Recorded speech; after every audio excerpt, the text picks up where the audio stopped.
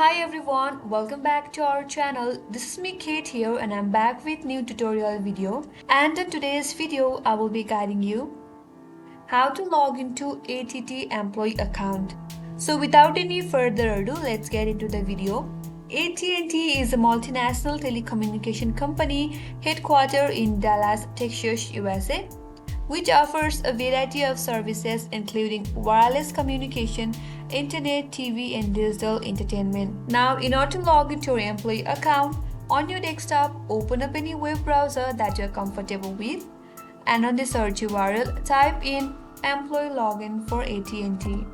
Then press enter on your keyboard.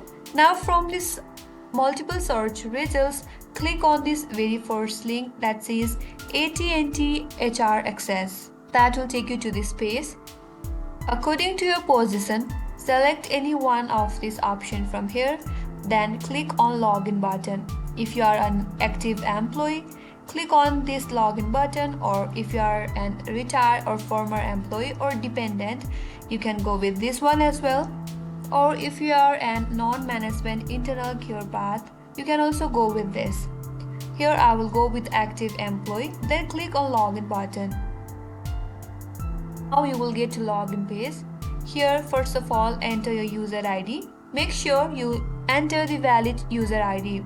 And once you're done with that, under this password text field, you have to enter correct password. If you want to save your login information, click on this box that says remember me and your login credentials will be saved. Now once you're done typing in your user ID or user password, or in case you forgot your password, you can simply recover it by clicking on this link that says forgot password, and that will help you out to recover your password. Now once you're done, click on this login button, and on the next page you will be logged into your employee account. So that's how you can log into AT&T employee account.